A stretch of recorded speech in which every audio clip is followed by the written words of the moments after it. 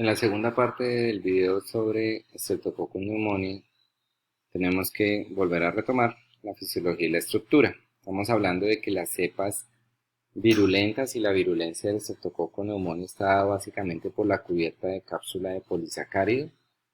Ya se reconocen 100 serotipos. De estos 100 serotipos se han podido diseñar vacunas polivalentes conjugadas con proteínas frente a 7, a 10 y a 13 serotipos. Ya la de 7 valencias o 7 serotipos ya no se encuentra disponible en el mercado, y las que están disponibles son la 10 valente, que es la que utiliza Colombia en el plan ampliado de inmunizaciones, y la 13 valente, que es la que utilizan la gran mayoría de los demás países. Adicionalmente hay otra vacuna de serotipos polisacárida, pero que no es conjugada. El hecho de ser conjugada o no identifica que las conjugadas se pueden utilizar en menores de 2 años de edad, mientras que las no conjugadas no generan inmunidad de memoria en los menores de 2 años, por ende no se recomienda su aplicación en este grupo de edad. Básicamente, por recombinación genómica y por mutaciones puntuales en los genes capsulares, se pueden cambiar los serotipos capsulares de cepas individuales de neumococo. La recombinación genómica también se ha asociado con la adquisición de genes que codifican para la resistencia a la penicilina. En este momento en Colombia tenemos una resistencia importante a la penicilina, que hace que, si bien sea el medicamento de primera elección, con los marcadores de resistencia que han venido aumentando en cepas invasoras, o sea, aquellas que causan enfermedad como bacteremia, como meningitis, como osteomielitis, etcétera, invasoras, sí se han asociado a alta resistencia a penicilina, y ya no sea con tranquilidad este medicamento el de elección. El uso de vacunas o de antibióticos también pueden facilitar la selección y la diseminación de nuevos serotipos capsulares. Entonces, por ejemplo, en Colombia tenemos la vacuna 10 valente, que cubre contra 10 serotipos, ya mencionamos, pero en este momento el serotipo más común que tenemos en nuestra población es el serotipo 19A, que no está cubierto por la vacuna 10 valente, pero que sí está cubierto por la vacuna 13 valente. Ya se hizo la solicitud respectiva al Ministerio de Salud para que se modificara el esquema de vacunación en Colombia, pero eso desde hace más de 2 años que fue sugerido, no se ha podido realizar hasta el momento. La cápsula de peptidoglicano de la pared celular del neumococo es lo que es típico de los cocos gram positivos. Aquí tenemos entonces la cápsula, que es donde están presentes todos estos 100 diferentes antígenos capsulares, de los cuales aquí es donde están o los 7 o los 10 o los 13 o los 23 diferentes tipos capsulares. Y ya mencionamos que en Colombia protegemos contra 10 serotipos, pero no estamos protegiendo en este momento contra el serotipo más común. Luego está acá el peptidoglicano, que está aquí, todo esto que es acá, y es donde está presente el ácido N-acetilmurámico y el N-acetil glucosamina, y estos se encadenan por diferentes enlaces, y acá está presente esta estructura que es el ácido teicoico, que como ustedes ven está desde la capa del peptidoglicano, pero que sale incluso a la cápsula. Y además hay otro ácido que es el hipoteicoico, que llega incluso hasta la membrana citoplasmática.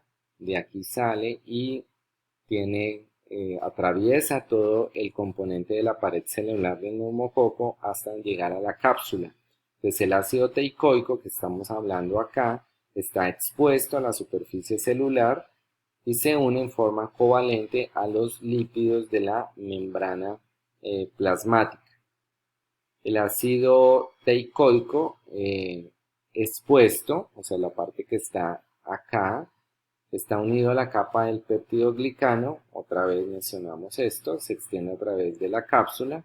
El polisacárido C polisacárido C precipita una fracción de la globulina sérica, que es la proteína C reactiva en presencia de calcio, y esto no está relacionado con los carbohidratos específicos de grupo observados en Lanfield en Streptococcus pyogenes o en Streptococcus agalactiae. El ácido teicoico, unido a los lípidos en la membrana citoplasmática, es lo que se denomina antígeno F. Tanto el ácido teicoico como el hipoteicoico, que era el que iba hasta más hacia abajo de la membrana citoplasmática, están asociados con residuos de fosforilcolina, que es única en la pared celular y juega un papel importante en la hidrólisis de esta misma. La fosforilcolina debe estar presente también para la actividad de la autolisina del neumococo, porque ya mencionamos que el neumococo tiende a lisarse por sí solo y por eso es difícil de mantener viable en medios de cultivo. Y también esta fosforilcolina debe estar presente para la actividad de la amidasa durante la división celular.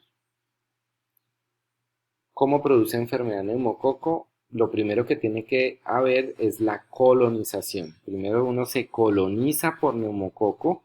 ¿Y qué es lo que se coloniza? Se colonizan las células epiteliales del tracto respiratorio superior, además de la orofaringe. Entonces, se une por medio de proteínas adhesinas de superficie a la orofaringe en forma inicial, de donde se puede diseminar a otros órganos como en pulmones, senos paranasales, en oído medio. Esta colonización puede estar prevenida por la acción del moco y de las células epiteliales ciliadas. En pacientes que tienen alteración en la producción del moco y de las células o alteración estructural de las células epiteliales ciliadas, como por ejemplo el síndrome de cilia inmóvil, el síndrome de Cartagener o en el caso de la fibrosis quística, tienden a tener mayor complicaciones debidas a esta bacteria. La inmunoglobulina secretora atrapa a la bacteria en el moco por unión de la bacteria a la mucina con la región Fc del anticuerpo. La bacteria produce una proteasa de la IgA secretora y una neumolicina, y esta proteasa de la IgA bacteriana previene esta interacción.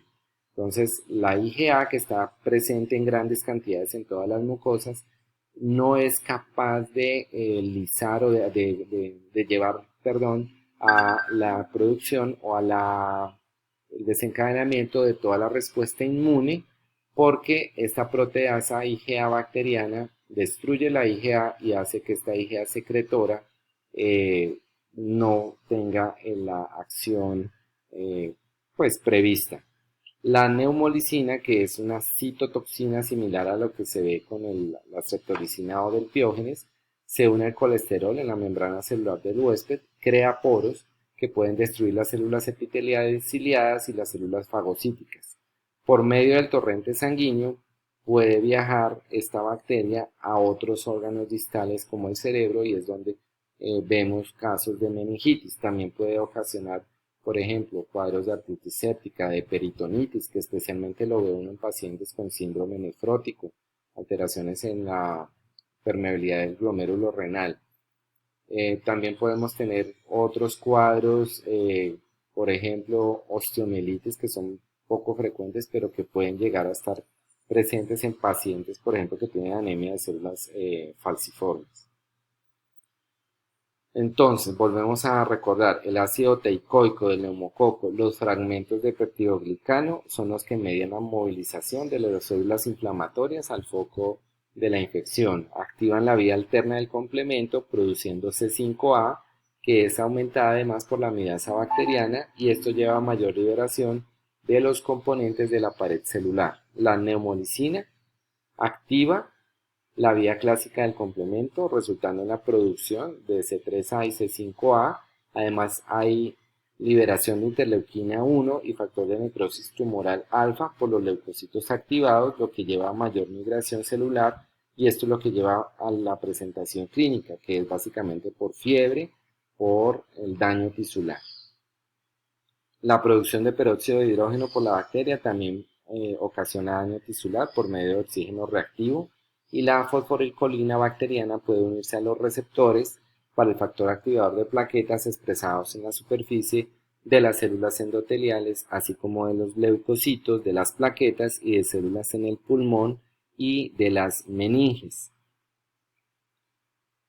Son capaces de sobrevivir a la acción de los fagocitos por acción de la cápsula, de los polisacáridos capsulares y también de la supresión mediada por la neumolicina, de la explosión oxidativa de estas células fagocíticas. Pero ya volvemos a insinuar o a insistir más bien en que la virulencia básicamente es resultado directo de la cápsula. Y los anticuerpos dirigidos contra estos polisacáridos capsulares específicos de tipo son protectores de la enfermedad causada por estas cepas. No hay una, digamos, una reacción cruzada amplia. Hay algunas cepas que sí cruzan con otras. Por ejemplo, la 6A puede cruzar con la 6B, pero no es una respuesta inmune que se considere cruzada y que por eso con solo vacunar contra 7 o 10 o 13 uno ya quede tranquilo de que no va a haber más posibilidades de tener infecciones invasoras por neumococo. Solamente protege contra los serotipos que están incluidos en la vacuna. Entonces, el cambio de cápsula puede llevar a una cepa también a evitar el aclaramiento inmune, porque la respuesta inmune es específica para el antígeno capsular. Si el polisacárido capsular o antígeno capsular cambia, el sistema inmune no es capaz de reconocerlo y la bacteria nuevamente puede causar enfermedad. Entonces, en cuanto a la epidemiología, sabemos que el neumococo es un habitante común de la garganta y de la nasofaringe de la población sana, coloniza más niños que adultos y más adultos que conviven con niños en el hogar. Esta colonización inicia temprano en la vida, a los 6 meses de edad ya está plenamente colonizado y posteriormente el niño es transitoriamente colonizado con otros serotipos. La duración de esta portación disminuye con cada serotipo en forma, que se porta en forma exitosa, en parte pues debido pues al desarrollo de una unidad específica del serotipo. La incidencia de portación y enfermedad asociada es mayor durante los meses fríos o meses que tienen en los países que tienen estaciones, y acá se asocia más es con el periodo de lluvias. Las cepas que causan enfermedad son las mismas que también originan la portación. Entonces es importante poder identificar qué cepas están colonizando la garganta de un paciente para así poder también suponer que estas van a ser las mismas cepas que van a ocasionar enfermedad invasiva, o sea, neumonía bacterémica, meningitis, etc.